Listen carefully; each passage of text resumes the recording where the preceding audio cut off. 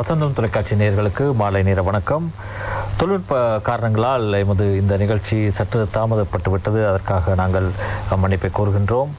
இன்றைய இந்த நிகழ்ச்சியில் நாங்கள் ஸ்ரீலங்கா சுதந்திர கட்சியின் முன்னாள் வன்னி மாவட்ட அமைப்பாளர் டாக்டர் கீதாஞ்சலி அவர்களையும், இலங்கை தமிழரசு கட்சியின் கொழும்பு மாவட்ட உபதலைவி மிதிலைச்செல்வி ஸ்ரீ பத்மநாதன் அவர்களையும் சந்திக்கின்றோம். வணக்கம் மிதிலைச்செல்வி.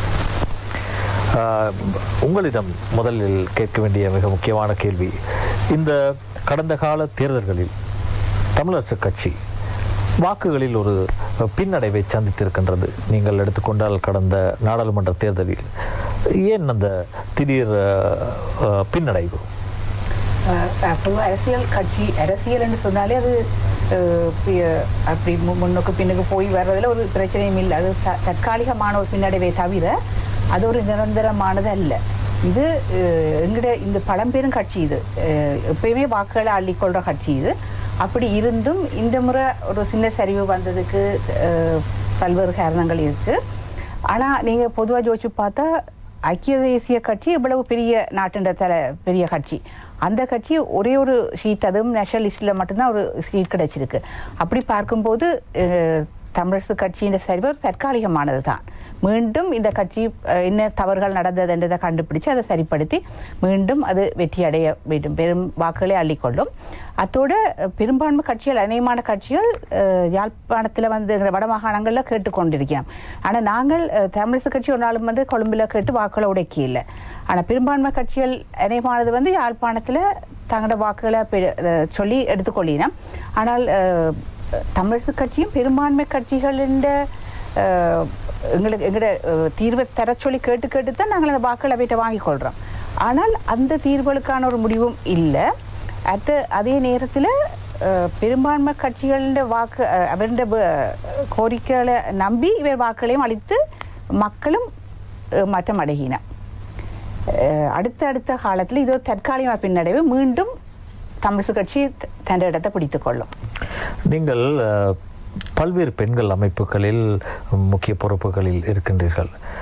ஆனால் ஒரு குறிப்பிட்ட காலத்திற்கு இந்த தமிழரசு கட்சியில் பெண்கள் முன்னிலைப்படுத்துவதில்லை, அல்லது தேர்தல்களில் கூட ஒரு தேசிய பட்டியலை அவர்களுக்கு வழங்குவதோ அப்படி ஒரு சிறு குறையும் இருக்கின்றது. அதை நீங்கள் ஏற்றுக்கொள்வீர்கள் என்று நினைக்கின்றேன்.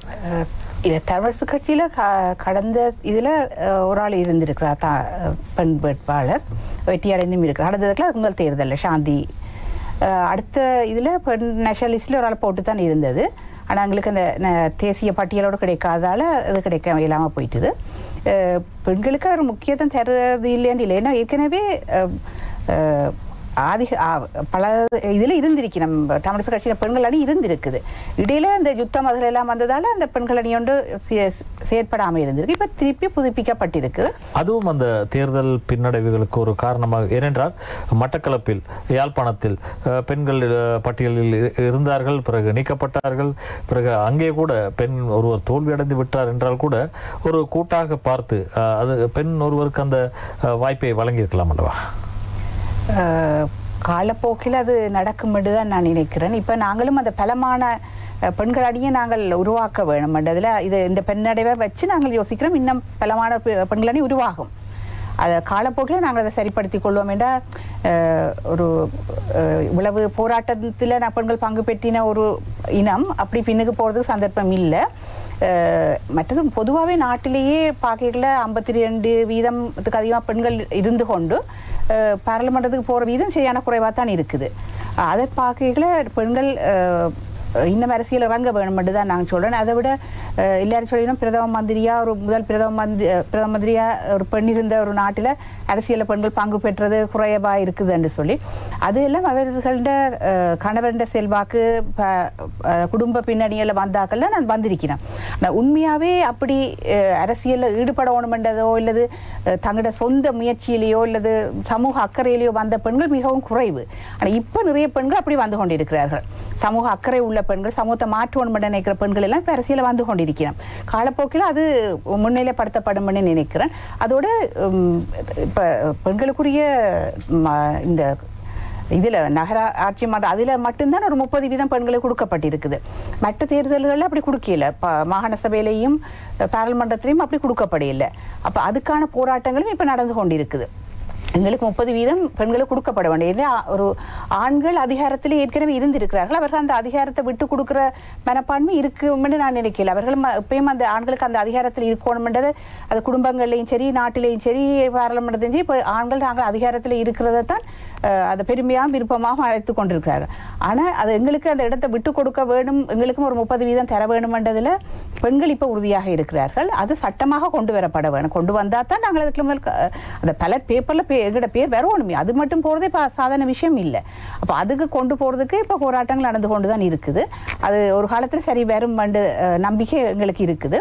அப்படி அந்த பெண்கள் வந்தால் நாங்கள் நாட்டில் பெரிய ஒரு மாற்றத்தை கொண்டு வர முடியும். எங்களோட பெண்களுக்குரிய பிரச்சனையை நாங்களே தீர்த்து கொள்ள முடியும். இப்போ எங்களோட பிரச்சனைகளை ஆண்கள்கிட்ட சொல்லி அவர்கள் பாராளுமன்ற சட்டம் கொண்டு வந்து தீர்க்கிறத விட நாங்களே அந்த கதிரையிலிருந்து தீர்க்கலாம் என்ற அளவுக்கு பாகி கொண்டிருக்கோம். மற்றது பெண்களும் அந்த அரசியலை புரிந்து கொள்றது அளவு தான் இப்போ இருக்குது. அந்த புரிந்து கொண்டு இருக்கிறார்களே தவிர முற்றாக அதில் கணவனுக்கு பின்னால் போய் ஓட் பண்ணுற ஆக்களாக இருக்கிறதான் அதிகமாக இருக்குது. அந்த ஓட்டையும் சரியாக போடுறார்களான்றது மிச்சம். அதன்படியே பெண்களுக்கு கூடுதலாக பார்க்க வேணும். நியூஸ்ல எல்லாம் பார்த்து எங்களுக்கு அந்த உணர்வு வர வேணும். பெண்களை மாற்ற வேணும். எல்லா நாடுகள்லையும் புலம்பெயர்ந்த நாடுகளில் கூட தமிழ் பெண்கள் பாராளுமன்றத்தில் இருக்கிறார்கள். ஆனால் எங்கட இலங்கையில் எங்கட தமிழ் பெண்கள் ஒரு பாராளுமன்றத்துக்கு போக இல்லை என்றது ஒரு புதினமான விஷயம் தான். உண்மையில இவ்வளவு அரசியல் தெரிந்த ஒரு போராட்டத்தில் இருந்த பெண்கள் போகையெல்லாம் போயிட்டுதுன்றது. அந்த முன்னிலைப்படுத்தலில் நீங்கள் ஒரு மிக முக்கிய இடத்தை வகிக்க வேண்டும் என்பதுதான் எல்லோரிடம் உள்ள ஒரு அவா. ஆனால் கொழும்பு மாவட்டத்தில் நீங்கள் பார்க்கும்போது நீங்கள் ஒரு உபத்தலைவியாக இருக்கிறீர்கள். ஒரு நேரடி அரசியலில் அல்லது தேசிய அரசியலில் உங்களது பங்களிப்பு மிகவும் சொற்பமாக இருப்பதற்கான காரணம் என்ன? இல்லை, எங்கட நாங்கள் தமிழர் அரசு கட்சியில் இருக்கிறதுக்கு ஒரு காரணமே அது ஒரு அஹிம்சை கட்சி என்றது முக்கியமானது.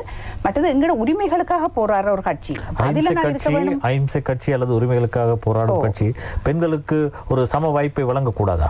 இல்லை, இப்பதானே நாங்களும் இறங்கி இருக்கிறோம். பெண்களுக்கு ஒரு அறிவு அதை பற்றியெல்லாம் நிறைய அறிவுகள் இருக்க வேண்டும். நாங்களும் சும்மா பாராளுமன்றத்துக்கு போய் இருக்க இயலாது. நாங்கள் கதிரை பிடிக்கிறதுங்கிற நோக்கம் இல்லை. உண்மையிலேயே எங்களுக்கு அதில் அறிவு எல்லாத்தையும் வளர்த்து கொண்டு தான் நாங்கள் போக வேண்டும். இந்த போராட்டங்கள் வரும் போகும் அதெல்லாம் சரி, அது எல்லா கட்சிகளையும் இருக்கிற ஒரு விஷயம்தான்.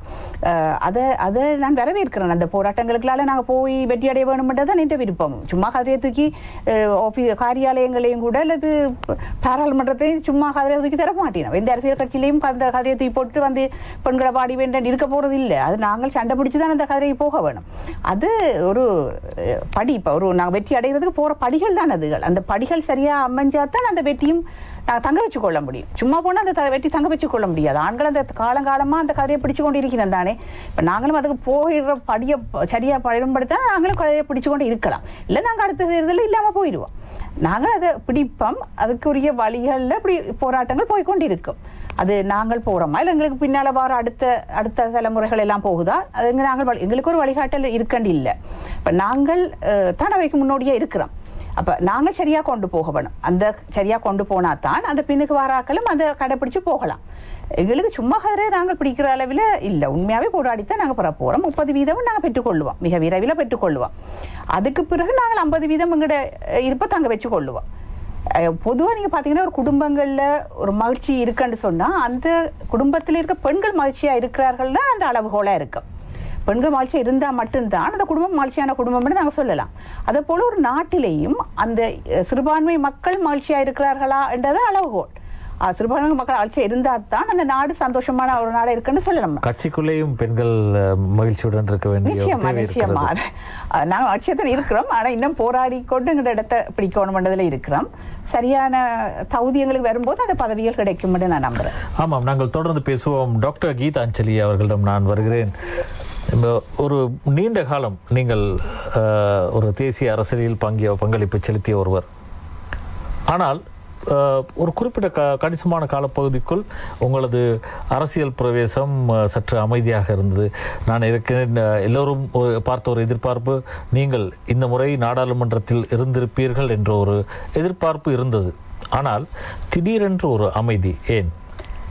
2015ஆம் ஆண்டுக்கு பின்பு நான் என்ன செய்தேன் என்று சொன்னால் சற்று அமைதியாக இருந்தேன். அரசியலை விட்டு விலகிட்டேன் என்று இல்லை.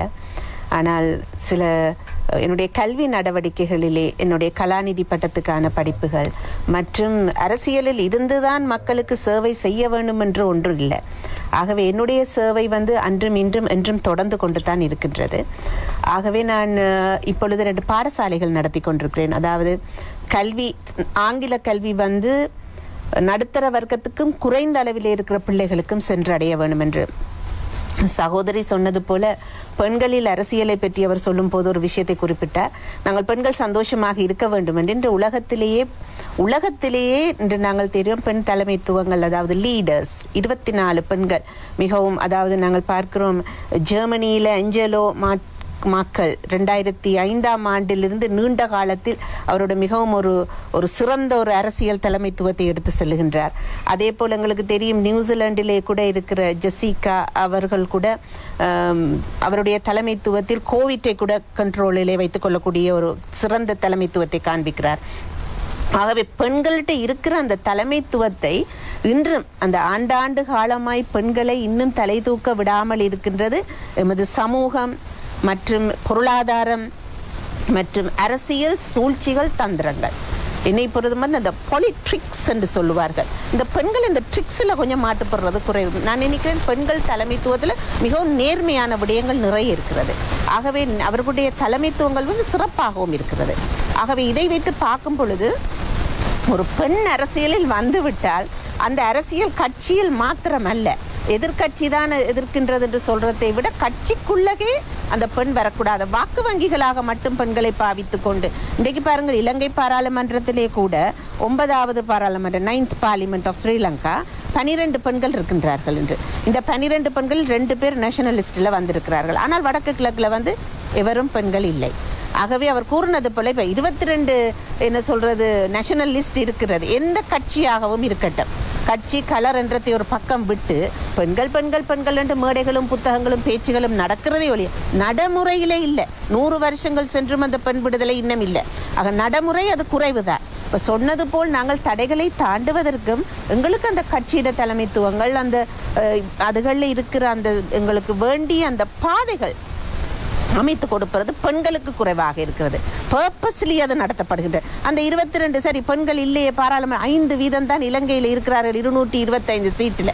ஆகவே அந்த 5% ஏன் அவர்கள் அந்த 22 சீட்டையும் பெண்களுக்கு கொடுக்கக்கூடாது? இல்லை, கொடுத்து அந்த தாய்மைக்கு பேச எடுத்தார்கள் என்றால் மேடையிலே எத்தனையோ பேச்சுக்கள். ஆனால் நடைமுறையில் பெண்கள் அரசியலுக்கு பொழுது சமுதாயத்திலே கூட நான் நினைக்கிறேன் இளைஞர்கள் மத்தியில் ஒரு நல்ல ஒரு நோக்கம் உருவாக வேணும்.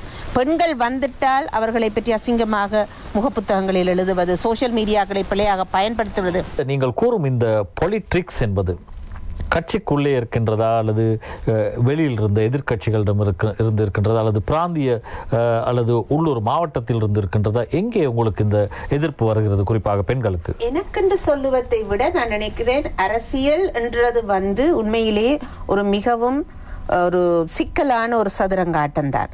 விசேஷமாக பெண்கள் அதாவது எமது நாட்டில் ஆணாதிக்கம், ஆண்கள் தாங்கள் சொல்வதைத்தான் கேட்க வேணும் என்ற ஒரு நிலை இருக்கின்றதுக்கு எங்களுடைய முன்னாள் பிரதம மந்திரர் நாங்கள் மேடம் ஸ்ரீமாவோ பண்டாரநாயக்கா காலத்தில் இருந்து நாங்கள் பார்த்தோம், சந்திரிகா பண்டாரநாயக்கா மேடம்ல இருந்து குமாரதுங்க மேடம்ல இருந்து பார்த்தோம் என்று சொன்னாலும் நாங்கள் பார்க்கிறோம் பெண்கள் அரசியலுக்கு வந்தால் அவர்களை பார்த்து களவெடுத்தீர்கள், கொள்ளையடித்தீர்கள், அது செய்தீர்கள், இது செய்தீர்கள் என்று சொல்லுவதை விட பாலியல் ரீதியான தாக்கங்களை ஏற்படுத்தி அவர்களை என்ன செய்வார்கள் என்றால் நிரூபிக்க முடியாத சில விடயங்களை பேசி அவர்களை என்ன செய்வார்கள் அந்த அரசியலில் பின்வாங்க வைக்கிறார்கள்.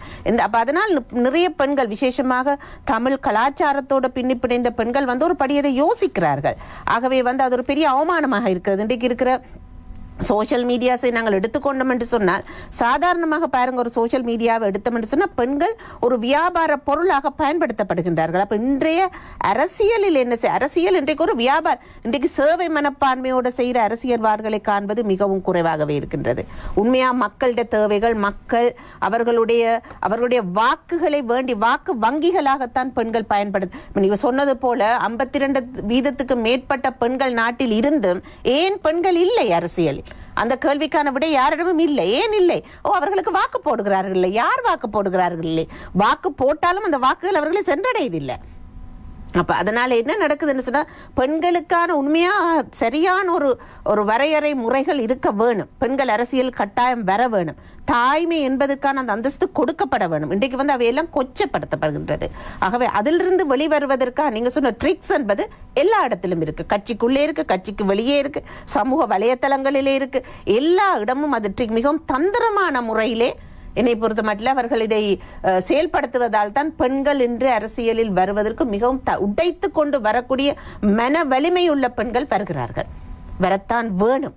அதுக்கு இளம் சமுதாயத்தை நாங்கள் விழிப்புணர்வுக்கு கொண்டு வர வேணும். இப்போ ஒரு பெண்ணை பற்றி விமர்சிக்கிறார்கள் என்று சொன்னால் அந்த பெண் யார்? அந்த தேசத்துக்குரியவள், அந்த பிரதேசத்துக்குரியவள், தன் இனத்துக்குரியவளை பார்த்துத்தான் அவர்கள் விமர்சிக்கின்றார்கள். அந்த விமர்சனங்களை என்ன செய்யறாங்க, வேகமாக மக்கள் மத்தியிலே பரவி அந்த பெண்ணை இறக்கி விடுகிறார்கள். நீங்கள் கூறுவது ஒரு அரசியலில் அப்படி இருக்கலாம். ஆனால் நிர்வாக ரீதியாக பார்த்தால் அரசு உயர் பதவிகளில், குறிப்பாக வடக்கு கிழக்கில் பெண்கள் உயர் பதவிகளில் இருக்கிறார்கள் அல்லவா? நிச்சயமாக. அதான் சொன்ன, பெண்கள் பதவி வகிக்கின்ற எந்த இடத்திலும், இன்று நாங்கள் எடுத்தால் கிளிநொச்சி மாவட்டமாக இருந்தால் என்ன, மற்றும் ஏனைய இடங்களில் நாங்கள் பார்க்கிறோம். நம்முடைய முன்னாள் ஆளுநராக இருந்தவர்களாக இருந்தால் என்ன, மிஸ்ஸஸ் சார்ல்ஸ், மிகவும் ஆளுமை உள்ள பெண்கள். அதான் சொன்ன, ஆளுமை உள்ள பெண்கள் அரசியலில் வரும் பொழுது அரசியலை நிறைய பேர் எனக்கு தெரியல, சரி கதை கேட்க அரசியல்வாதியா என்றால் அது ஒரு கிண்டலும் ஒரு கேலியுமாக ஒரு கேள்வியாக இருக்கிறது, வேதனையாக இருக்கின்றது. ஆனால் மற்ற பொறுப்புகள், இன்றைக்கு நான் என்னுடைய பாடசாலையில் நிர்வாகத்திலே இருக்கின்றேன். என்னை பாடசாலை நிர்வாகத்தை பொறுத்த மட்டும் சொல்வார்கள் சிறந்த அதிபர், சிறந்த நிர்வாகி. ஆனால் சொல்வார்கள் அரசியல்ல போகாதீங்க. இந்த அரசியல் என்று சொல்லும் பொழுது அப்படியான ஒரு நிலைப்பாடு காணப்படுகின்றது. அதை நாங்கள் உடைத்து எறிந்து வர வேண்டிய காலத்தின் கட்டாயத்தில் நாங்கள் இருக்கிறோம். கட்டாயம் வர வேணும். எனக்கு எந்த கட்சி எந்த நிறம் என்பதை விட நான் சகோதரியை கூட நான் வாழ்த்துகிறேன். என்று சொன்னால் நிச்சயமாக பெண்கள் இவற்றை உடைத்த அரசியலில் முன்னுக்கு வர வேண்டும். அரசியலில் பெண்கள் இந்த அதிகாரத்துல பெண்கள் வரும்போது தான் அது அந்த பிரச்சனை இருக்கு. இப்ப நீங்க வேற துறைகள்ல எல்லாம் பெண்கள் பெருசா வந்தாலும் அதை பற்றி ஒருத்தரும் கேட்பாரு இல்ல. நீங்க பாராளுமன்றத்தில் ஒரு அதிகாரமான பதவியில இருக்க போறீங்கன்றா தான் அதுக்கு பிரச்சனை இருக்கு. இப்ப ஆண்களுக்கு அந்த அதிகாரத்தில் இருக்கிறதுல ஒரு மோகம் இருக்குது. அந்த பவர் அப்படின்னு தங்கட கையில இருக்கணும். அந்த அதுல இப்ப நாங்கட எங்கட கட்சின்னு சொல்லல, எங்கட மற்ற பொதுவா இந்த நாட்டிலேயுமே அந்த அதிகாரத்துல பவர்ல இருக்கிறது ஆண்களுக்கு ஒரு கௌரவமும் அந்த ஒரு விதமான போதை என்று தான் சொல்ல வேணும். அதுல மற்ற பெண்கள் பொதுவா ஆண்களும் பெண்களும் அடிபட்டு தான் அந்த இடத்துக்கு வரணும். ஒருத்தர் கதிரதுக்கு போட போறது இல்லை. அது ஆண்களுக்கு மத்திய பிரச்சனை தான், எங்களுக்கும் ஒரே பிரச்சனை தான். ஆனா எங்களுக்கு பெண்களுக்கு பொதுவாக வேற அடிஷனல் பிரச்சனைகள் இருக்கலாம். ஆனால் அரசியல் என்று வந்த அந்த கேம் அது ஆண்கள் விளையாட்டு தான். அந்த விளையாட்டில் இப்ப நாங்க குதிச்சிருக்கிறோம். அதுல நாங்களும் இனி அந்த கேமை நாங்க சரியா ஆட பழகணும். பழகினா தான் அங்கேயும் அது சரியா ஆட முடியும். எப்பவும் ஒரு முதன்மை வேட்பாளரா போடேக்கு ஒரு ஆணைத்தான் போடுறார்கள். முதன்மை வேட்பாளராக போடும் பொழுது ஒரு ஆண் தான். பெண்களை போட்டதை நான் காணல. ஆணை போட்டு என்ன செய்வார்கள் என்றால் கட்டாயமாக பெண்கள் இதில் போடப்பட வேணும். ஆகவே ரெண்டு பேரை நாங்கள் என்ன செய்யணும், பிடித்து போட வேணும். அவர்களை வெல்ல வைக்க வேணும் என்ற ஒரு நோக்கம். இப்ப உதாரணமாக இன்று முடியாத பெண்களைத்தான் போடுவார்கள். கல்வியிலோ அந்தஸ்திலேயோ ஆளுமையிலேயோ இருக்கிறவர் வந்துட்டால் இவரே வெட்டுறதா தான் இருக்கும். நீங்கள் கூறிய ஒரு மிக முக்கிய விடயம், அவர்கள் அதிகாரத்தில் இருக்க வேண்டும் அல்லது அதிகாரத்தை தக்க வைத்துக் கொள்ள வேண்டும் என்ற ஒரு கோட்பாட்டில் இருப்பார்களானால் கட்சி தலைவரோ அல்லது செயலாளரோ அவர்கள் தான் அந்த தீர்மானத்தை எடுப்பவர்களாக இருக்கிறார்கள். இல்ல இப்ப எங்கட தமிழரசு கட்சியில எங்கட திரு மாவை சேனாதராஜா அவர்களோ அல்லது திரு சம்பந்தன் அவர்களோ எங்கட முக்கியமான தலைவர்கள், அவர்கள் அந்த மூத்த தலைவர்கள் கூட அவர்கள் அப்படியான ஒரு எண்ணம் இருக்கிற மாதிரி, அவர்கள் எங்களை ஒரு மகள் மாதிரி நீங்க அதில் வர ஒண்ணுமென்றதை அவர்களும் விரும்புகிறார்கள். அவர்களும் எங்களை பல்வேறு விதமா வாழ்த்தி கீழ்த்தி அனுப்பினார்கள் தான். ஆனா அந்த சம வயசான ஆக்கள் அல்லது எங்களை ஒரு போட்டி போடக்கூடிய ஆக்களால தான் எங்களுக்கு பிரச்சனை இருக்குன்னு நான் நினைக்கிறேன். அவர்கள் பெண்களை வரணும்ன்றதுல ஆர்வமே இருக்கிறார்கள். அந்த காலத்துல கூட உங்களோட கட்சியில வெண்ட ஒரு பெண் கூட கடைசியில அவருக்கு கொடுத்து போட்டு பதவி மீண்டும் பறிக்கப்பட்டது. அவர் ஒரு பெண். அப்ப அந்த நேரத்துல நீங்கள் எல்லாரும் ஃபைட் பண்ணி அவடைய அதை நிலைநாட்டி இருக்க வேணும். ஆமாம், அப்படி ஒரு பெரிய ஒரு குறைபாடு, அதை நானும் கேள்வியாக எடுக்கிறேன். என்றால் அங்கே ஒரு பெண் தன்னந்தனியாக நின்று போராடும் போது கட்சியில் இருக்க மாதர் அமைப்புகளோ அல்லது இதர பெண் அமைப்புகளோ ஒரு கூட்டாக குரல் கொடுக்கவில்லையே. சில குறைபாடுகள் விலகால் நாங்கள் தலைமைக்கு கட்டுப்பட்டுத்தான் நாங்கள் நடந்திருக்கிறோம். ஏன்னா நாங்கள் தலைமை நீங்கள் சுட்டிக்காட்ட வேண்டும். சந்தர்ப்பம் வரும்போது நாங்கள் அதை காரணம் சொல்லாம விட போறது இல்லை. அது முக்கியமா அதுல இல்ல. அப்படி சொல்லாத ஆக்கள் அரசியல் இருக்கிறதும் கஷ்டம். நாங்கள் அந்த பெண்கள் ரீதியாக அவர் வென்றார்.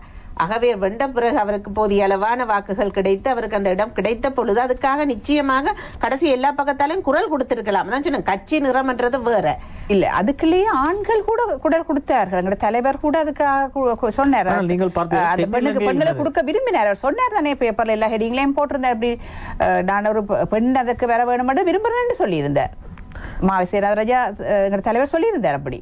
ஆனா அதுக்குள்ள நீங்க சொல்ற மாதிரி பல்வேறு சூழ்ச்சிகள் இருக்கு, எல்லா இடத்திலும் இருக்குது. அந்த நடந்தவைகளாக இருக்கட்டும். ஆனால் மாகாண சபை வரப்போகிறது, இப்படியான ஒரு குறை வந்துவிடக் கூடாது என்பதில் நீங்கள் உறுதியாக இருக்கிறீர்களா? இல்ல, நாங்களும் இப்ப வளர்ந்து வரப்படியே நாங்கள் இப்ப ஏற்கனவே ஒரு பிரச்சனை சந்திச்சுட்டோம். அடுத்த பிரச்சனைக்கு நாங்க தயாராகிடுவோம். அது இயற்கையாக இதுதானே. அடுத்த என்ன பிரச்சனை வந்தா நாங்க அதை எப்படி கையாளணும்ன்ற திறமை எங்கள்கிட்ட வந்துடும். அது ஒவ்வொரு எக்ஸ்பீரியன்ஸ் தானே எல்லாமே. இப்ப நாங்கள் நேரடியா பாதிக்கப்பட்ட ஒரு ஆள். நான் அடுத்ததுல என்ன நடக்க போகுது, பிறகு என்ன நடக்க போகுதுன்றது நான் எனக்காக இல்ல, நான் மற்ற பெண்களுக்காக குரல் கொடுப்பேன். நீங்கள் கொழும்பில் இருந்து இயங்குகிறீர்கள். மேல் மாகாண சபை தேர்தலில் தமிழரசு கட்சி போட்டியிடுமா? நீங்கள் ஒரு உபத்தலைவர், ஒரு உபத்தலைவி. இதற்கான பதிலை நான் தைரியமான ஒரு பதிலை எதிர்பார்க்கிறேன். நிச்சயமா நாங்கள் இங்கு களம்புல கேட்கணும் என்றதுல போன தேர்தலையும் நாங்கள் உறுதியாகத்தான் இருந்த நாங்கள். அதுக்கும் பல்வேறு காரணங்களால நடக்க முடியாம போயிட்டுது. திரு தவராஜா அவர்கள் அதற்காக மிகவும் போராடி கொண்டிருந்தவர்.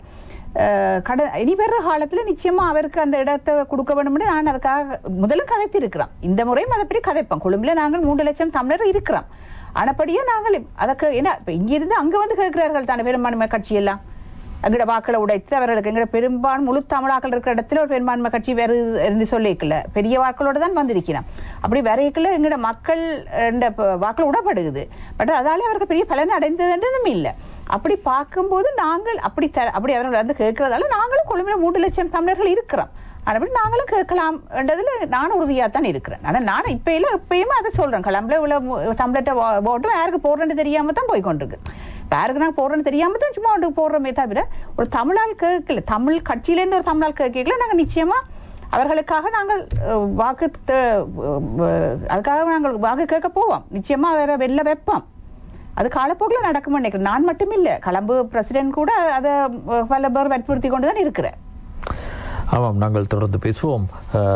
கலாநிதி கீதாஞ்சலி அவர்களே, நீங்கள் ஒரு பாடசாலைகளை நடத்தி கொண்டிருக்கிறீர்கள். வன்னி மாவட்டத்தின் கல்வி நிலைமை எப்படி இருக்கின்றது? இந்த கொரோனா தொற்றால் பாதிப்புகள் இருக்கின்றனவா? இந்த கொரோனா தொற்று ஏற்பட்ட காலகட்டத்திலே, அதாவது உண்மையிலே சொல்லப்போனால் 2020 கூட கிட்டத்தட்ட 6 மாதங்களுக்கு மேலே பாடசாலைகள் நடைபெறவில்லை. 2021 எடுத்தால் இப்போ 6-7ஆம் மாதமும் முடிய போகின்றது, பாடசாலைகள் நடைபெறவில்லை. ஆகவே இந்த பிள்ளைக்கு இந்த தொலைக்கல்வி, அதாவது ஆன்லைன் படிப்பு முறைகளை எடுத்து வன்னியை, கொழும்பை பற்றி எப்படி என்று தெரியல, ஆனால் வன்னியை பொறுத்த மட்டும் எல்லாருக்கும் அந்த வசதிகள் இல்லை. அதாவது இப்ப வவனியாவிலே கூட பிள்ளைகள் எமது பாடசாலையில கூட 100க்கு ஒரு 45 வீதமான பிள்ளைகளுக்கு தான் டெலிபோனோ அல்லது இந்த ஆன்லைன் படிக்கக்கூடிய உபகரணங்கள் அவர்களுக்கு இருந்தது.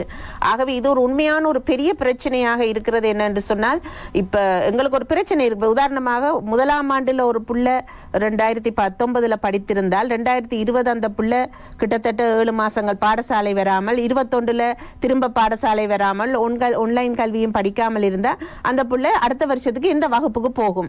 எந்த அளவுக்கு அந்த பிள்ளைக்கு அதுக்கான அறிவு இருக்கிறது? அது ஆன்லைன் படிப்பு முறையிலும் வந்து என்னன்னு சொன்னா பெற்றோர்களால் அஃபோர்ட் பண்ண முடியாதையும் இருக்கிறது.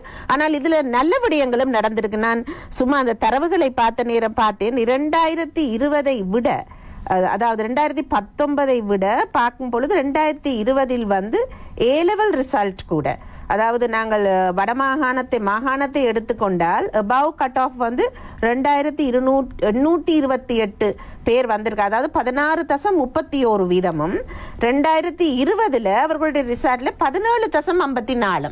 அப்ப இந்த ஆன்லைன் முறையில கூட அந்த பிள்ளைகள் அந்த கடினத்துக்குள்ள படித்திருக்கிறார்கள். இறுதியாக வந்த அந்த கல்வி பொது தராதர பத்திர சாதாரண தரப்பத்திர அந்த பெறுபேறுகள் எப்படி இறுதியாக வந்தது இன்னும் பெருசாக வெளியிடப்படவில்லை என்ற தரவுகளாக கொடுக்கப்படவில்லை என சில அந்த என்ன சொல்ற பிராக்டிகல் எக்ஸாம்ஸ்ல அது நடைபெறவில்லை. இன்னும் ரிசல்ட்ஸ் அவுட் ஆகி இருக்கிறது. பார்க்கும்போது ஒரு முன்னேற்றம் இருப்பது போல் தான் ஒரு முன்னேற்றம் காணப்படுகின்றது. அதாவது இது பிள்ளைகள் தனிமைப்படுத்தப்படுகிறார்கள், பிள்ளைகள் தனியா இருந்து படிக்கிறார்கள். அந்த பிள்ளைகளோட இருக்கிற பிசிக்கல் ஆக்டிவிட்டிஸ், அந்த சமூக ஒற்றுமையான கல்வி முறைகள் இல்லாவிட்டாலும் கூட வடக்கை பொறுத்த மட்டில் இன்றும் நேற்று அல்ல, அந்த காலம் தொட்டு கல்வியிலே வடக்கு ஒரு நல்ல நிலையில் இருந்து யுத்தத்திலே ஒரு பக்கம் விழுந்து ஒழும்பி வருகின்றது. ஆனால் சந்தோஷமா இருக்கு என்னென்றா அவருடைய தரவுகள்ல கூடத்தான் காட்டப்படுகின்றது. அதாவது முன்னதை விட அந்த காலகட்டத்திலும் ஒரு வீட்டிலிருந்து படித்திருக்கிறார்கள். அதை குறை சொல்லுவதற்கும் இல்லை, பிள்ளை சரிகள் ரெண்டு பக்கத்திலும் இருக்கு.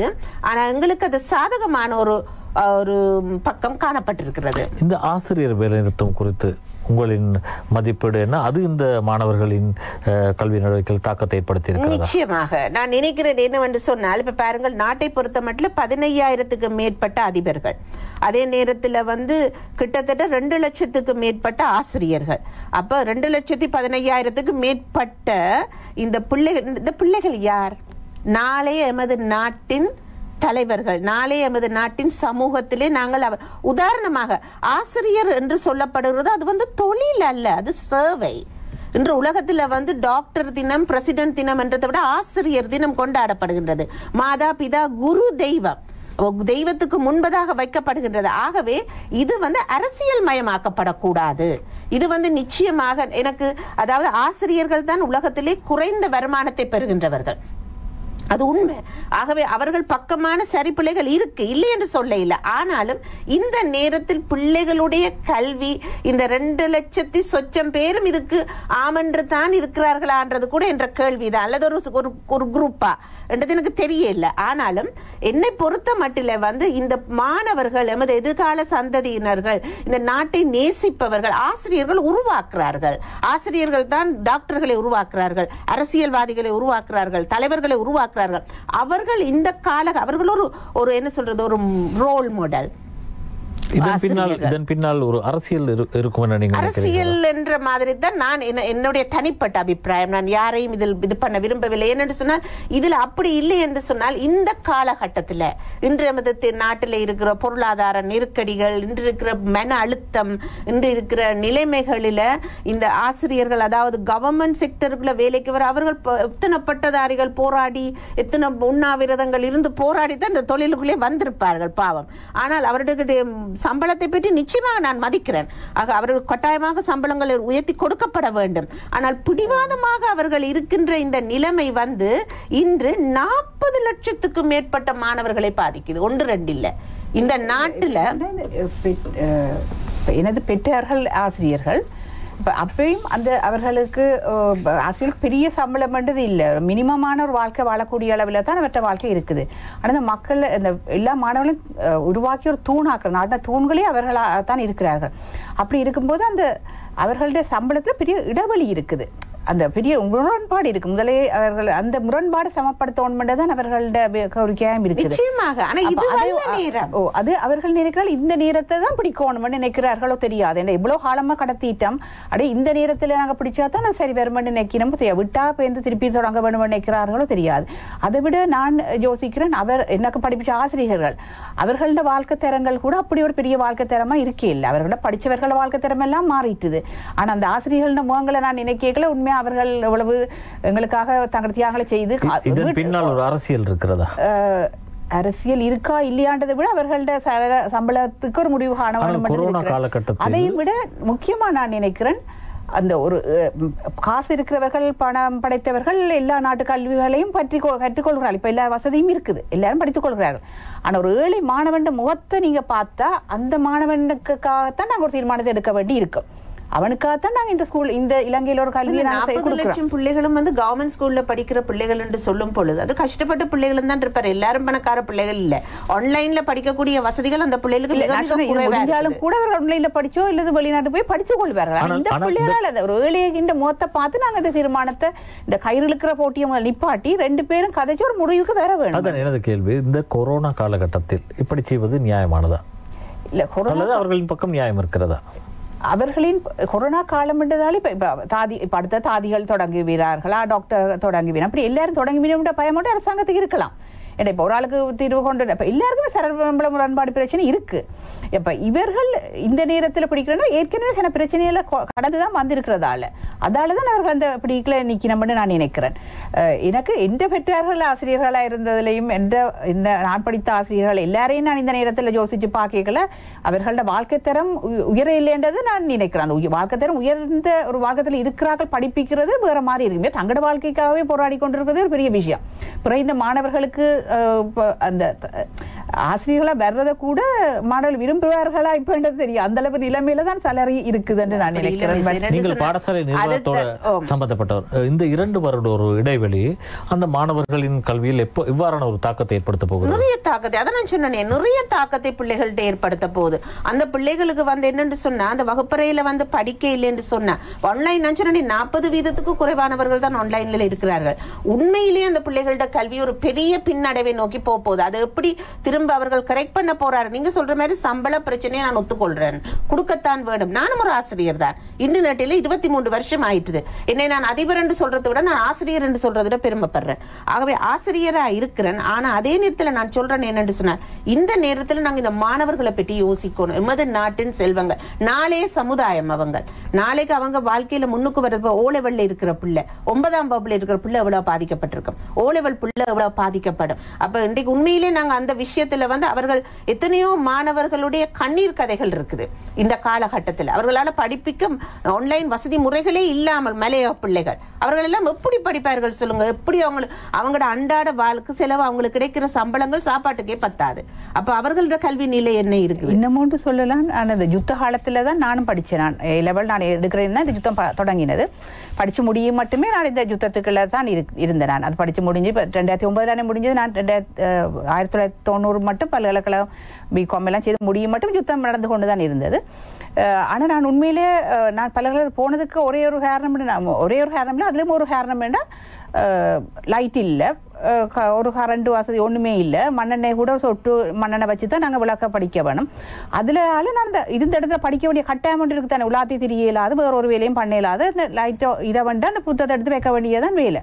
அப்படி ஒரு கட்டாய நிலைமையில் இருந்ததால் நிறைய படித்து தான் அந்த பல்கலைக்கழகத்துக்கு ஒரு தரத்தில் இந்த பண்ணக்கூடியதாக இருந்ததுன்றது நான் நினைக்கிறேன். அது பயன்படுத்தக்கூடிய ஆட்கள் நிச்சயமாக இந்த சந்தர்ப்பத்தை பயன்படுத்திடுவீங்க. அதை மாதிரி இந்த ஏ லெவல் எக்ஸாமுக்காக போஸ்ட்போன் பண்ணினாங்க. இந்த யுத்தம் அந்த ஒரு குண்டுவெடிப்பு நடந்ததால தான் தொடங்கினது. அப்ப அந்த நேரத்தை அதனால் அந்த சந்தர்ப்பத்தை நாங்கள் படிப்புக்காக பயன்படுத்தினேன். போஸ்ட்போன் பண்ணிட்டேன் எக்ஸாம்னா நான் எப்படியும் அந்த விட்டதெல்லாம் படித்து அந்த எக்ஸாமுக்கு பாஸ் பண்ணிடுவோம்.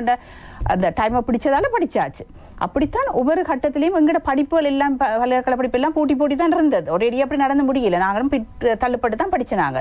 அப்படி நாட்டில் எல்லா இடத்துலையும் பெருதேனியா பல்கலைக்கழகத்தில் என்னது கணவர் 8 வருஷமா பல்வைத்தியராக படிச்சு கொண்டிருந்தது. ஏன்னா அதுவும் போட்டி தான் கிடந்தது. அப்போ எல்லாருமே அதோட பயன்படுத்திட்டேன்.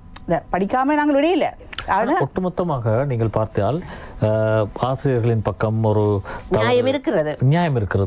நாங்கள் வெறுமனே வெளியில் ஒரு போராட்டத்தை பார்க்கிறோம். ஆனால் வெளியில் சொல்ல முடியாத பல ஆசிரியர்கள் வெளியில் சொல்லிக்கொள்ளாமல் சில நேரங்களில் அவர்களுக்கு தொழிற்சங்க பக்கம் இருந்து பிரச்சனை வரலாம் என்று கருதி கூட சிலர் தங்களது சொந்த செலவில் எந்தவித கட்டணங்களையும் தொண்டர் ஆசிரியர்களா எத்தனையோ வருஷங்கள் வேலை செய்தவர்கள் இருக்கிறார்கள். இப்போது கூட இந்த வேலை நிறுத்தத்தில் அவர்கள் வெளியில் சொல்லாமல் கூட கற்பித்துக் கொண்டிருக்கின்றனர். எனவே நாங்கள் அவர்கள் பக்கங்களில் உள்ள ஒரு நியாயம், அவர்கள் பக்கம் இந்த சம்பள பிரச்சனையில் கட்டாயமாக ஒரு நியாயம் இருக்கிறது. ஆனால் இப்ப சொல்லப்பட்டது போல அதை கேட்டு பார்க்கும் பொழுது எனக்கு தெரிந்த மட்டில் எனக்கு மிகவும் பிடித்தமான ஒரு தலைமைத்துவம் தான் அதிமீது முன்னாள் ஜனாதிபதி மஹிந்த ராஜபக்ஷ அவர்கள். ஆகவேதான் அவரோட தான் வேலை செஞ்சேன். அவர் தான் எனக்கு அந்த ஆர்கனைசர் ஆக்கினதும். இன்றும் நான் அவரோட தான் இருந்து வேலை செய்கிறேன். ஆகவே அவரோட காலகட்டத்தில் ஏற்பட்ட அபிவிருத்தி போல வரலாற்றிலே அபிவிருத்தி வடக்கு கிழக்குல நடைபெறவில்லை, வடக்கை பொறுத்த மட்டும். ஆக அபிவிருத்தியில் அவ்வளவு உச்சகட்டத்தை மதிப்புக்குரிய மஹிந்த ராஜபக்ஷ அவர்கள் செய்தார்கள். அதே போல இப்ப இருக்கிற தற்காலிக இன்றைக்கு இருக்கிற ஜனாதிபதி அவர்கள் கூட என்னை பொறுத்த மட்டும் அவர் இன்று ஜனாதிபதியாக இந்த இடத்தில் இருக்கிறபடியினால் தான் நான் நினைக்கிறேன் இந்த கோவிட்டை கூட இப்படி ஒரு கண்ட்ரோலான சூழ்நிலைக்கு கொண்டு வரக்கூடிய ஒரு ஆளுமை அவரிடத்தில் இருந்தது. எமது நாடு இந்த நிலைமைக்கு இன்றைக்கு இருக்கு என்று சொன்னால் ஒரு விதத்தில் நாங்கள் அவருக்கு அதை நன்றி சொல்ல வேண்டி இருக்கு. ஆகவே அப்படிப்பட்ட ஒரு ஆளுமை இருக்கிறவரிடத்துல இவர்களும் கேட்டது சரியான முறையில ஒரு என்ன சொல்றது பேச்சுவாக்கு முறையில பேசி, அவரும் ஒரு ஆளுமை உள்ள ஒரு மனிதன் தான். அவர் இராணுவத்தில் இருந்தாலும் அவர் ஒரு ஆளுமை உள்ளவர் என்றபடியினாலும் அவர் இன்று அவர் அரசியலில் இருந்தாலும் அவரிடம் இந்த போராட்டங்களை விட்டு அவருடன் பேசி கதைத்து இதுக்கு ஒரு முடிவெடுக்கும் பொழுது இங்கு நாட்டில் இருக்கிற இந்த குழப்பங்களுக்கும் ஒரு தீர்வு கிடைக்கும். ஆசிரியர்களுக்கும் நான் நினைக்கிறேன் ஒரு காலகட்டத்தில் அவர்கள் சில பேச்சுவார்த்தைகள் அங்காலையும் இங்காலையும் போனது, அப்படி செய்வோம், இவ்வளவு தருவோம், அவ்வளவு தருவோம் என்று. ஆனால் இப்ப திரும்பவும் சொல்லணும், இதுக்கு பின்னணியில் அரசியல் இருக்கும் என்றால் அது கூடாது. ஆனாலும் இந்த பாதிக்கப்படுற பிள்ளைகளுக்கான அதாவது அந்த பாதிப்பு பற்றியும் அவர்கள் அதுக்கான பதில் சொல்லத்தான் வேணும். ஆமாம், விடுதலைச்செல்வி ஸ்ரீ பத்மநாதன், உங்களிடம் கேட்க வேண்டிய ஒரு கேள்வி என்னவென்றால், வடக்கில் கடந்த 2 நாட்களாக விவசாயிகள் மற்றும் மீனவர்களை திரட்டி ஒரு போராட்டத்தை தமிழரசு கட்சி நடத்தி இருக்கின்றது. இந்த மீனவர்களின் பிரச்சனை, அதாவது இந்திய மீனவர்கள் இங்கே கடலில் எல்லை மீறி மீன்பிடி செயற்பாடுகளை செய்யும் போது கடந்த நல்லாட்சி அரசாங்கத்தில் தமிழ் தேசிய கூட்டமைப்பும் தமிழரசு கட்சியும் மிக நெருக்கமாக அவர்களுடன் செயற்பட்ட ஒரு தரப்பு. அப்போது அவற்றை நிவர்த்தி செய்ய முடியாமல் இப்போது செய்யும் போது இதை ஒருவித இந்திய எதிர்ப்பு போராட்டமாக பார்க்கப்படுகிறது. ஒரு பக்கம், இன்னொரு பக்கம் அரசுக்கு எதிரான ஒரு போராட்டமாக பார்க்கப்படுகின்றது. மறுபுறம் கொரோனாவால் பாதிக்கப்பட்டுள்ள இந்த விவசாயிகள் மீனவர்கள் ஒரு 2 நாள் வேலைகளை விட்டு வீதியில் இறங்கும் போது அங்கேயும் ஒரு பாதிப்பு இருக்கின்றது. இதை பற்றி உங்களின் கருத்து என்ன? இந்த போராட்டம் நேற்று நடைபெற்றது. முதலும் அது நடந்து கொண்டுதான் இருக்குது. ஆனால் இது எங்கட தமிழரசு கட்சி அதில் பங்கு பெற்றி நடந்ததா இல்லை, எனக்காக கதைச்சு கொண்டுதான் இருந்தார்கள். ஆனால் இப்போ கடற்தொழில் அமைச்சரே எங்கட தமிழ் ஒரு ஆள், அதுவும் அந்த வடக்கில் இருக்கிற ஒரு ஆள் என்றபடியா அவர் அதை கதைச்சு தீர்க்கிறதான் சரியாக இருக்கும். அதுக்குரிய அதை கொண்டு வந்தது அதை தூண்டுதலுக்காகத்தான் செய்திருப்பினோம். அந்த தமிழரசு கட்சி அதை இளைஞராக எல்லாருக்கும் அறிவித்தல் விட்டு அது நடத்தப்படவில்லை என்றதை நான் அது ஒரு குற்றச்சாட்டாக நான் கேள்விப்பட்டு கொண்டிருக்கிறேன். மற்ற அமைப்புகள் மற்ற கட்சிகளையும் கூப்பிடலை என்று தமிழரசு கட்சியோட சேர்த்து நடத்தலைன்னு அந்த 2-3 பேர் அவர்களும் பெறவில்லை, அவர்களுக்கு அறிவிக்கப்படவில்லை என்றுதான் நான் கேள்விப்பட்டேன். அதை மாதிரி மற்ற கட்சிகளுக்கும் அறிவிக்க இல்லை என்றுதான் கேள்விப்பட்டேன். ஆனால் இது உண்மையில ஒரு தமிழ் ஆளே கடற்தொழில் அமைச்சராக இருக்கும்போது அவர்கள் நேரடியாகவே அதை கையாளுறதுதான் நல்லதாக இருக்கும் என்று நான் நினைக்கிறேன். இதே அதை ஒரு தூண்டுதலுக்காக அதை விரைவுபடுத்துறதுக்காக இந்த ஒரு போராட்டத்தை அவர்கள் செய்திருக்கிறார்கள் என்று தான் நான் நினைக்கிறேன். இந்திய வெளியுறவு செயலர் இங்கே வரும்போது 2 வாரங்களுக்கு முன்னர் இந்த தமிழ் கட்சி தலைவர்களை சந்தித்து பேசும்போது அவர் கூறிய மிக முக்கிய விடயம், ஒரு பிரச்சனையை பேசும்போது நீங்கள் எல்லோரும் ஓர் அணியில் இருந்து பேச வேண்டும் அல்லது உங்களுக்குள் ஒற்றுமை இருக்க வேண்டும்.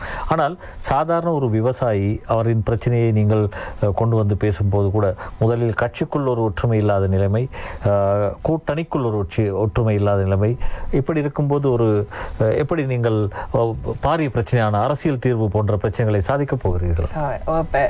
நான் நினைக்கிறேன் எல்லா தமிழரசு கட்சியில எல்லா தமிழர்களுக்கும் அந்த கட்சியெல்லாம் இருக்கிற தமிழர்கள் எல்லாருக்கும் ஆளுமை கூட, எல்லாருமே ஆளுமை உள்ள தலைவர்களா இருக்கிறதாலதான் அந்த போட்டி இருக்கு.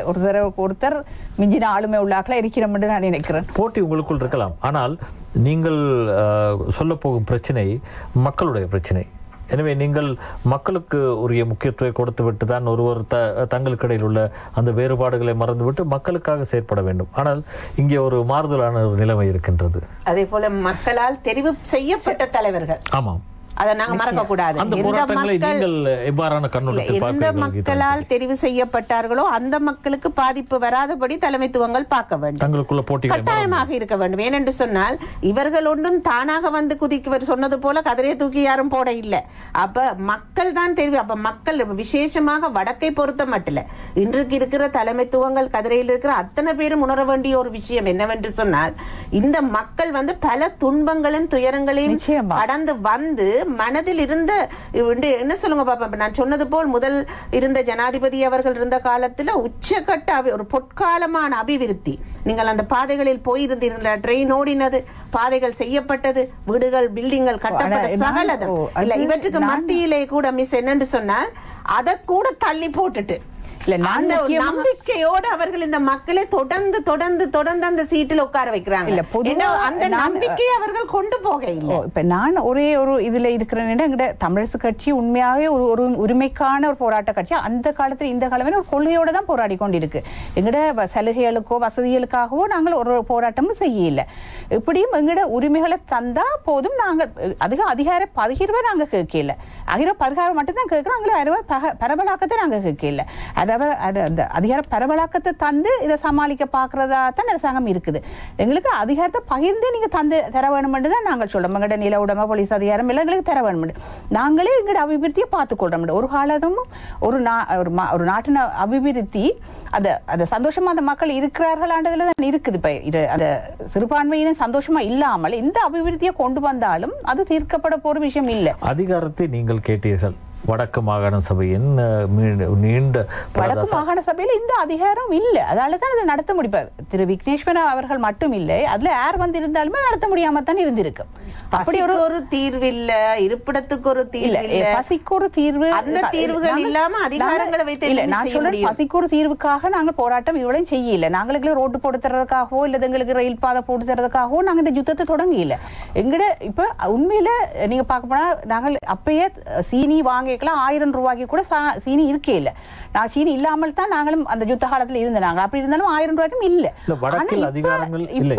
ஒரு சிறிய குறுக்கீடு. வடக்கில் அதிகாரங்கள் இல்லை என்று சொன்னாலும் கூட இதே ஈஸ்டர்ன் ப்ராவின்ஸ் கிழக்கு மாகாணத்தில் பிள்ளையான் அங்கே நீங்கள் ஒரு சாதாரணமாக கேட்டால் கூட நிறைய வேலை திட்டங்களை செய்திருக்கிறார்.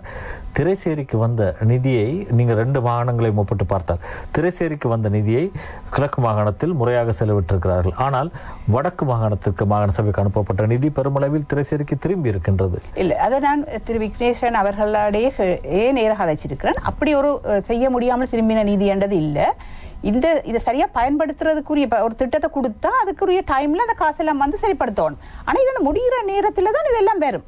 அப்ப அது செய்ய முடியாமலே போயிடும். அந்த இவ்வளவு காலம் மட்டும் வேணும் ஒரு விஷயம் செய்யறதுக்கு. அதெல்லாம் திட்டமிட்ட இதனால தான் போனது. பட் எங்களுக்கு நிதி எல்லாமே எங்களால இவையெல்லாம் தங்கி இருக்க வேண்டியிருக்கு. நாங்க சொல்ல நிதியை எல்லாம் எங்கள்ட அதிகாரத்தில் இருக்கு. சட்டம் இயற்ற அதிகார நிதியெல்லாம் எங்கள்கிட்ட இருக்கணும். அது ஒரு சிறுபான்மை இனத்தின் உரிமை. அதெல்லாம் தர சொல்லித்தான் நாங்க சண்டை பிடிச்சுக்கோம். அங்கே ஒரு கோஆர்டினேஷன் பிரச்சனை ஒன்று இருந்தது. ஆரம்ப காலத்தில் மாகாண சபைக்கு செல்லும் போது திரு விக்னேஸ்வரன் அவர்கள் கட்சி தலைமையுடன் நெருக்கமாக அவர்களின் உபதேசங்களை கேட்டு செயற்பட்டார். ஆனால் பிந்தைய காலங்களில் இறுதி காலங்களில் அந்த நடைமுறையில் மாற்றம் வந்தது. ஆனால் தமிழரசு கட்சியின் நீங்கள் ஒரு சிரேஷ்ட பிரமுகர் என்ற ரீதியில் மாவை சீனாதிராஜா அந்த இடத்தில் இருந்திருந்தால் இதைவிட சற்று முன்னணியில் நின்று செயற்பட்டிருப்பார் அல்லது சில காரியங்களை சாதித்திருப்பார். அப்படி அமைய அரசியல் ரீதியான ஒரு நிர்வாக அனுபவம் இல்லாமையும் ஒரு காரணமாக இல்லை. அப்படி சொல்ல முடியாது. அவர் ஒரு சிறந்த அதுக்கு ஒரு பதவியிலே இருக்கிறதுக்கு அதிகாரம் எப்படி நடத்த வேண்டும் என்று அவருக்கு தெரியாது என்று சொல்ல முடியாது. அதை சரியான முறையில் செயற்படுத்தக்கூடிய அதிகாரங்கள் அதில் இல்லை என்றது தான் நான் உணர்ந்திருக்கிறேன். நான் மட்டுமில்லை, பொதுவாகவே அதை திரு விக்னேஸ்வரன் அவர்களோ திரு மாவசேனாதராஜா அவர்களோ கூட இதைத்தான் சொல்லினோம். உண்மையான அதிகாரம் அதில் இல்லை. அதிகார பகிர்வு என்றதுதான் எங்களுக்கு தேவை. அந்த அதிகார சரியா நிதியை நாங்கள் பயன்படுத்தக்கூடிய அளவுக்கு எங்கிட்ட இது இருக்கணும். இப்போ இந்தியாவோ அமெரிக்காவோ இருக்கிற மாதிரி ஒரு அமைப்பு எங்கள்கிட்ட இல்லை. அந்த மானியத்துக்குரிய வரிகளோ அதுகளெல்லாம் நாங்கள் பயன்படுத்தக்கூடிய மாதிரியான இதுகள் எல்லாம் இல்லை. இல்லை, எனது கருத்து என்னவென்றால் அவர் விக்னேஸ்வரன் அவர்கள் முதலமைச்சராக இருக்கும்போது அவரது அமைச்சரவையில் இருந்த அமைச்சர்களே அவருக்கு எதிராக செல்லக்கூடிய ஒரு நிலைமை இருந்தது. ஆனால் மாவை சீனாதராஜா போன்ற ஒரு அரசியல் அனுபவம் மிக்க ஒருவர் இருந்திருந்தால் இந்த நிலைமை சற்று முன்னே இருந்திருக்கும் என்பது எனது கருத்தாக இருக்கின்றது. ஒரு தொலைபேசி அழைப்பு, நாங்கள் அந்த தொலைபேசி அழைப்பை பார்த்து விட்டு பேசுவோம். வணக்கம். வணக்கம். உங்கள் இருவருக்கும் வணக்கம் மேடம். வணக்கம். வணக்கம். யார் பேசுறீங்க அம்மா? எங்க இருந்து பேசுறீங்க? நான் அம்பாறை டிஸ்ட்ரிக்ட்ல இருந்து பேசுறேன். ஒரு மாணவி தான். உங்களோட பேர் என்னம்மா? என் பேரு வேணா நான் கொஞ்சம் பேசுறேன். ஓகே, கதைங்க. நான் வந்து போன இயர் வந்து ஓலவல் எழுதிட்டு ரிசல்ட்டுக்காக வெயிட் பண்ணிட்டு இருந்தேன். ரிசல்ட்டுக்கு வந்துட்டு நல்ல ரிசல்ட் 7 படிக்கக்கூடியதா இருக்கு. ஆனா ஒரு வருஷம் வந்து ஒண்ணுமே படிக்கதான் இருந்துச்சு, மிச்சம் கஷ்டமா இருந்துச்சு. மேடம் சொல்லியிருந்தீங்க பல மாணவர்களோட கண்ணீர் வந்து இருக்கிறது. உண்மையிலே நான் ரொம்ப கஷ்டப்பட்டேன். இப்ப கூட ஒரு ஸ்டடி இல்லாம தான் இருக்கு. கூடிய சீக்கிரம் வந்து இந்த ஸ்கூலை ஸ்டார்ட் பண்ணா நல்ல நினைக்கிறேன். எனக்குள்ளேயும் பெரிய கனவுகள் இருக்கு. சமூகத்துக்கு சேவை செய்யணுங்கிற ஒரு எண்ணம் இருக்கு. நீங்கள் எந்த இடத்திலிருந்து பேசுகிறீர்கள் அம்மா? எங்கே இருந்து? அம்பாறையில இருந்து. பேர் குறிப்பிடவில்லை. அம்பாறையில் எந்த இடம் என்பதை தெரிந்து கொண்டால் எதிர்காலத்தில் இவர்கள் உங்களை கவனத்தில் எடுத்துக்கொள்ளக்கூடிய ஒரு வாய்ப்பு இருக்கும். அதனால் ஒரு இடத்தை சொல்லிவிட்டாவது நீங்கள். அம்பாறையில இருந்து இந்தூர்ல பேசுறேன். இந்தாவூர். ஓ ஆமாம், மிகவும் நன்றி அம்மா. அவர் சொன்னார் நீங்கள் ஒரு நிர்வாக அதிகாரி என்ற கண்ணீரிலே அவர்களுடைய வாழ்க்கை. நான் முதல்ல சொன்னேன், அதாவது 40 லட்சத்துக்கு மேற்பட்ட பிள்ளைகளுடைய நான் கண்ணீரை மட்டும்தான் சொன்னேன், கனவுகளையும் சொல்லுகிறாள் அந்த இளம்பெண். ஆகவே ஓலெவல் செய்த பிள்ளைகள் இந்த நேரத்திலேயாவது இந்த ஆசிரியர் சங்கங்கள் இதை பற்றி யோசிக்க வேணும். ஏனென்றால் இப்ப ஆசிரியர்கள் தங்களுடைய உரிமைகளை கொண்டு வந்து கதைக்கிறார்கள். ஆனால் ஏலெவலுக்கு கீழ்பட்ட அந்த பிள்ளைகள் எங்க போய் இதை பற்றி கதைப்பார்கள்? யாரிடம் இதை அவர்களால் முறையிட முடிகிறது? அவர்கள் மௌனமாக பார்த்து கொண்டிருக்கிறார்கள். பெற்றோர்கள் மௌனமாக பார்த்து கொண்டிருக்கிறார்கள். ஆகவே அரசாங்கம், தொழிற்சங்கங்கள், ஆசிரியர்கள் இதை உடனடியாக கவனத்தில் கொள்ள வேண்டிய விஷயம். 40 லட்சத்துக்கு மேற்பட்ட இளம் சமுதாயம், நாளைய சமுதாயம், யாருக்காக உரிமைகளுக்காக நீங்க போராடுறீங்களோ, யாருக்காக நீங்க கதைக்கிறீங்களோ, யாருக்காக நான் கதைக்கிறேனோ, அவர்கள் என்று பிரச்சனையில இருக்கிறார்கள். நீங்கள் முதல்ல கூட சொன்னீர்கள், அதிக நான் இல்லை என்று சொல்லல, உரிமைகளுக்காக நீங்க போராடுங்க. இன்றைக்கு 89,000 விதவைகள் வடக்கு கிழக்கிலே இருக்கிறார்கள். அவர்களுடைய எதிர்காலம் கேள்விக்குறியாக இருக்கிறது. ஒவ்வொரு வாழ்க்கை முறையும் நீங்க அதை யோசிச்சு பாருங்க. இப்ப நானும் அதை யோசிக்கிறேன். இப்ப இவ்வளவு யுத்தம் நடந்து, இவ்வளவு அழிவு நடந்து, இவ்வளவு பெண்கள் விதவைகளா இருக்கிறார்கள், இவ்வளவு அங்க வீரர்கள் இருக்கிறார்கள், எல்லாம் நடக்குது. அப்ப இந்த யுத்தத்தை நடத்தி முடிச்ச உடனேயே இந்த அரசியல் தீர்வு கொண்டு இருக்கணும். இல்லது இந்த பாதிக்கப்பட்ட தமிழர் மட்டும் இல்ல, பெரும்பான்மையினத்திலையும் பாதிக்கப்பட்ட ஆக்கள் இருக்கணும். 2 பகுதியும் இருக்கு. உடனடியாக அவர்கள பிரச்சனையை தீர்த்து இருக்க வேணும். அந்த விதவைகளுக்கோ இல்ல அந்த மக்கள் பாதிக்கப்பட்ட அங்கவினர்களுக்கோ ஒரு வருமானத்தையோ ஏதோ வர்றதுக்குரிய வழியை பண்ணி இருக்கணும். எல்லாத்தையும் யுத்தம் முடிஞ்சோன்னு எல்லாம் அப்படி வீசி எறிஞ்ச மாதிரி நானும் சொல்றேன். அந்த தலைமத்துவம் தான் ஏன் செய்யாம, அந்த அடிச்சு உடைச்ச தலைமத்துவத்தால ஏன் அதை செய்ய முடியாம போனது என்றுதான் நான் கேட்கிறேன். நீங்க நன்மைக்காக ஒரு உண்மையான நாட்டின் பெற்றுள்ளதால தான் நீங்க அதை செய்திருந்தீங்கடா, அந்த பாதிக்கப்பட்ட ஆக்கள் பிரச்சனை தீர்ந்திருந்தா இன்னைக்கு நாங்கள் அந்த கவர்மெண்ட் எப்படி நாங்கள் பாராட்டுவோம் சொல்லுங்க. அப்படி ஒன்றும் செய்யல. ஏன் கைதிகள் விடுதலை செய்யப்பட்டார்கள், முன்னாள் போராளிகளுக்கு புனர்வாழ்வு அளிக்கப்பட்டது, வேலை வாய்ப்பு கொடுக்கப்பட்டது, நானே கிட்டத்தட்ட 1000க்கும் மேற்பட்ட ஆசிரியர்களை உருவாக்கின, வேலை வாய்ப்புகள் கொடுக்கப்பட்டது. இந்த பெண்களுக்கு என்ன நடந்தது? இந்த பெண்கள் உண்மையா பாதிக்கப்பட்ட பெண்கள், அவர்கள் பல்வேறு பிரச்சனையில இருக்கிறார்கள் உங்களுக்கும் தெரியும், எனக்கும் தெரியும், எல்லாருக்கும் தெரியும். அந்த பெண்களுக்கு என்ன நடந்தது அதை மட்டும் சொல்லுங்க. அந்த பெண்கள் இப்பயும் அப்படியே தான் இருக்கிறார்கள், ஆக்கள் கையேந்தி கொண்டுதான் இருக்கிறார்கள். அதுக்கு ஏதாவது வழி இருக்கா? புலம்பெயர் நாடுகள்ல இருந்து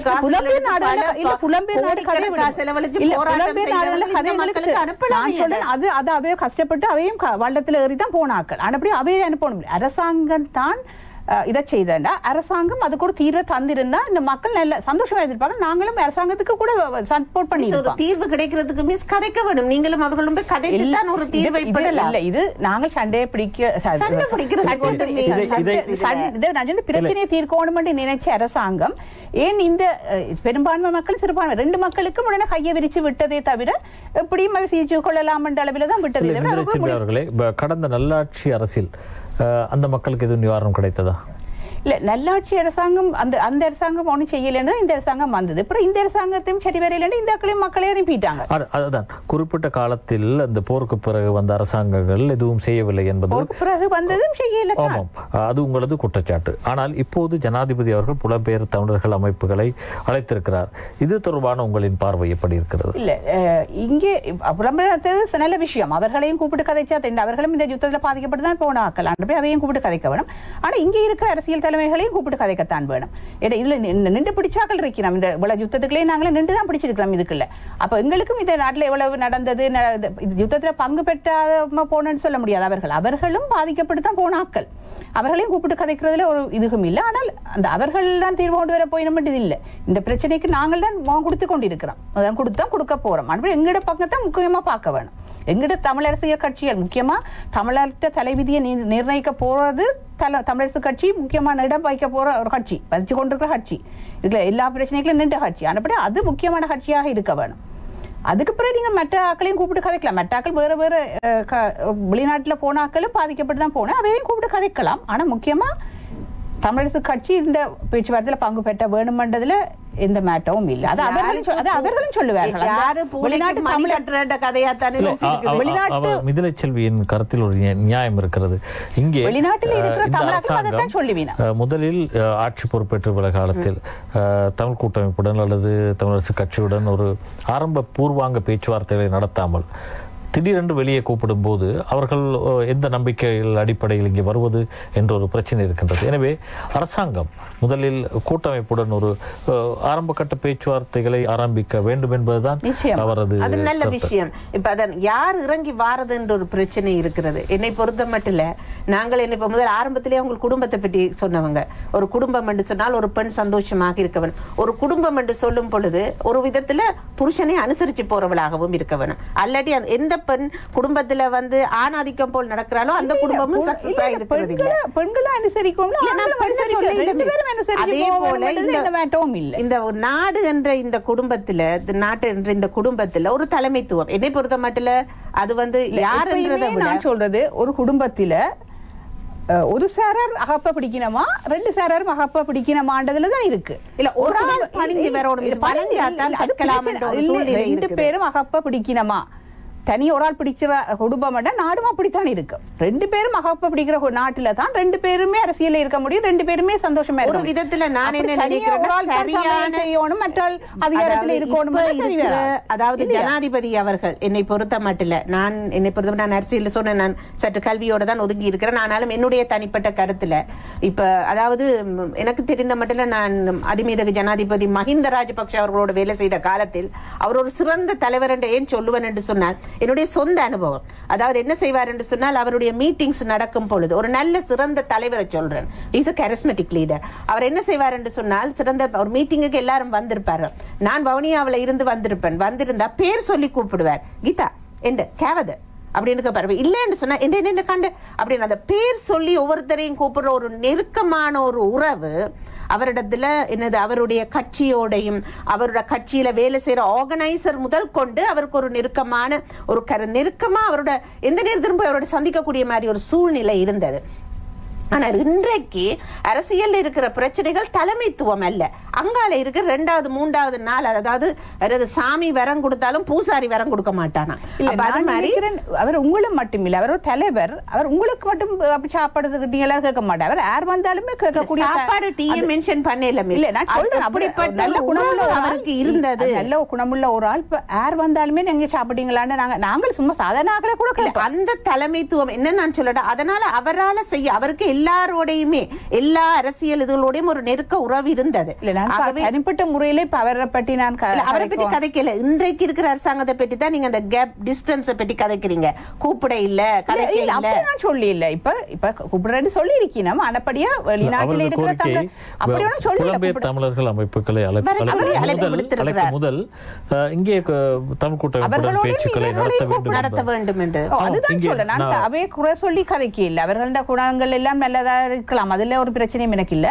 நாங்கள் இந்த பேச்சுவார்த்தை வரும்போது இந்த நாட்டில நின்று பிடிச்சு இந்த பிரச்சனை கூப்பிட்டு அவர்களையும் கூப்பிடுவோம். அவர்களும் பாதிக்கப்பட்டு தான் வெளியில போனாக்கள், அவரையும் கூப்பிடணும், அதுல பிரச்சனை இல்லை. நீங்கள் ஒரு வாட்டி இறங்கி போய் கதைக்க வேணும் என்று சொல்லி நீங்கள் கதைக்க இல்லை, அவர்கள் அலைக்கட்டம் என்று பார்த்து கொண்டிருக்கிறீர்கள். அப்படி இல்லை, இது வேறு பிரச்சனை எல்லாம் போகுது, கொரோனா பிரச்சனை போது எல்லாம் போகுது. ஒரு கட்டம் வரும்போது அது சரியா வரும். இப்ப தொடக்கம் விழுந்தடிச்சு ஓடி போய் இப்ப அவர்களும் சொல்லிட்டார்கள் தமிழர் ஓட்டுல நாங்க வரையில தமிழர் ஓட்டுகளை வேணாம் எல்லாம் சொல்லித்தான் வந்தவர்கள். அப்ப அவர்கள் ஜனாதிபதியால அப்படி வாக்கு போட்டவன் போடாதவன் எல்லாருக்குமே அவர் தலைவர் தான். இனி அவர் அதற்கு சரியா கொண்டு வருவார் நினைக்கிறேன். இப்ப நாங்கள் அதுக்காக இப்ப ஓட்டுல வர வேணாம் சொன்னா பிறகு நாங்கள் போய் நிக்க போவினமானது எனக்கு தெரியும். நாங்கள் நிகழ்ச்சியை நிறைவு செய்யும் ஒரு நேரத்திற்கு வந்திருக்கிறோம். இறுதியாக உங்கள் இருவரிடம் நான் ஒரே கேள்வியை கேட்க விரும்புகின்றேன். நீங்கள் வடக்கு மாகாண சபை தேர்தலில் நடக்கப் போவதாக செய்திகள் வெளிவந்திருக்கின்றன. அதில் போட்டியிடுவதற்கான எதுவும் ஆயத்தங்கள் இருக்கின்றன? ஏனென்றால் நீங்கள் திடீரென்று இன்றைக்கு அரசியலுக்கு வரவில்லை. உங்களுக்கு ஒரு பாதை இருக்கின்றது, உங்களுக்கு ஒரு நோக்கு இருக்கின்றது. இதில் இதை மக்கள் பார்த்து கொண்டிருக்கிறார்கள். இந்த நிகழ்ச்சியை இப்ப எனக்கு சொல்லக்கூடியதாக அல்ல. வாய்ப்பளித்தால் நீங்கள் போட்டியிடுவீர்கள் அல்லது அழைப்பு வந்தால் சந்திக்கலாம். இதே கேள்வி நான் உங்களிடம் கேட்கின்றேன். நீங்கள் இங்கே கொழும்பை தளமாக கொண்டு இயங்குகின்றீர்கள். எனவே மேல் மாகாண சபையில் நீங்கள் போட்டி போடுவீர்களா அல்லது போட்டி போடாவிட்டால் வேறு கட்சிகளுக்கு நீங்கள் இல்ல ஒரு காலமும் நான் வேற எந்த கட்சிக்கும் போக போறது இல்ல இல்லை. வேறு கட்சிகளுக்கு அச்சப்பட்டு இல்ல, நீங்கள் எல்லா கட்சியும் என கேட்டவர்கள் தான். அநேகமான கட்சிகள், பெரும்பான்மை கட்சி, எல்லா சிறுபான்மை கட்சியில எல்லாரும் கதைச்சவர்கள் தான், போன தேர்தலே கதைச்சவர்கள் தான். ஆனா எனக்கு அப்படி ஒரு அந்த கட்சி இந்த கட்சி என்றெல்லாம் எனக்கு இந்த தமிழிசு கட்சியின் கொள்கை 100% அந்த அவர்கள் இந்த உரிமைக்காக போராட வேண்டும் என்றதும், அவர்களும் இந்த சுகபோகத்துக்காகவோ வேற இதழுக்கு போகவும் இல்லை. ஆனப்படியா இதுலயே அவர்கள் தங்களோட வாழ்க்கையை அர்ப்பணிச்ச மாதிரி நானும் அதிலேயே இருந்த இந்த காலத்தை சரியா கொண்டு போகணும் என்று தான் நான் நினைக்கிறேன். எனக்கு அந்த பொதுவாகவே இன்றைக்கு இந்த கம்பெனி நாளைக்கு அந்த கம்பெனி என்ற வாழ்க்கை போகிறது விருப்பமும் இல்லை. இன்றைக்கு இதை பெருமையா சொல்லி நாளைக்கு அதை பெருமையாக முடியாது. ஆனால் இதில் தலைமை தீர்மானிக்கிற விஷயத்தை தான் நான் எடுத்துக்கொள்ள முடியும். அதுக்கு மேலே நான் அந்த எனக்காக ஒரு போராட்டத்தை நான் ஏற்கனவே செய்திருக்கேன் தான். ஆனால் இதுக்காக நான் அவர்கள் இன்னொரு நல்ல மகளாகத்தான் பார்க்கிறார்கள். தலைமைத்துவத்துக்கு உரிய ஒரு ஆளண்டு கூட அவர்கள் பல தடவை திரு சம்பந்தர் அவர்களே எனக்கு சொல்லியிருக்கிறார். ஆனால் அவர்கள் சொல்றதைத்தான் நான் கேட்பேன். தமிழரசு கட்சிக்குள் ஒரு தலைமைத்துவ பிரச்சனை ஒன்று ஓடிக்கொண்டிருக்கின்றது தானே? இப்போ எல்லாரும் சொல்லலாம், நானும் தலைவர் வர தகுதி இருக்குன்னு, எனக்கு என்ன தகுதி இல்லைன்னு கேட்குறேன், நானும் பெற முடியும்னு சொல்லலாம். அதை மாதிரி இருக்கிற மற்றவர்களும் சொல்லலாம், நானும் பெற முடியும். திரு தவராஜா சொல்லலாம், அல்லது திரு ஸ்ரீதரன் சொல்லலாம், எல்லாரும் சொல்லலாம். அது கட்சி தலைமை மக்கள் எல்லாரும் சேர்த்து தான் தீர்மானிக்கிற விஷயம் அது. இப்போ நான் தான் தலைவர், இப்போ என்னால் தான் முடியும் என்று நான் சொல்ல முடியாது. என்னாலையும் முடியும், அவ்வளவுதான். என்னால் மட்டும்தான் முடியும் என்று சொல்றது அது ஒரு ஆணவமாக தான் இருக்கும். அப்படி சொல்லக்கூடாது. உண்மையில நான் என்னாலையும் முடியும் என்று சொல்லலாம். அதுதான், அது இனி மக்கள் தீர்மானிப்பார்கள். காலப்போக்கில் தான் நடக்கும். அது சொன்ன தவறு என்றும் இல்லை. ஆனால் பெரும்பாலானோர் அடுத்த தலைவராக சுமந்திரன் வரலாம் என்ற ஒரு கருத்தை முன்வைத்து வருகின்றனர். ஒரு ஆளுமே இருந்தால் ஒருத்தர் இது அதான் சொன்னேன், கட்சி தான் தீர்மானிக்கணும், இல்லை மக்கள் தீர்மானிக்கணுமே தவிர நானும் சொல்லலாம் தலைவியை நானும் தான் பெற போறேன் என்று அதை மாதிரி எல்லாருமே சொல்லலாம். அது சொல்றதுக்கு ஒரு எல்லாருக்கும் உரிமை இருக்கு. ஆம், மிகுந்த வேலைப்பளுவுக்கு மத்தியிலும் இங்கே வந்து எங்களுடன் கலந்து கொண்டு கருத்துக்களை வெளியிட்ட ஸ்ரீலங்கா சுதந்திர கட்சியின் வன்னி மாவட்ட முன்னாள் அமைப்பாளர் கலாநிதி கீதாஞ்சலி அவர்களுக்கும், இலங்கை தமிழரசு கட்சியின் கொழும்பு மாவட்ட உபதலைவி மிதிலை செல்வி ஸ்ரீ பத்மநாதன் அவர்களுக்கும் எங்களது நன்றிகளையும் வணக்கங்களையும் தெரிவித்துக் கொண்டு விடைபெறுகிறோம். நிகழ்ச்சி தயாரிப்பாளர் இளங்கோவன் மற்றும் உதவி தயாரிப்பாளர் தக்ஷிநாத் மற்றும் தொழில்நுட்ப கலைஞர்கள் அவர்கள் அனைவருக்கும் நன்றி கூறி விடைபெறுகிறோம். நன்றி, வணக்கம்.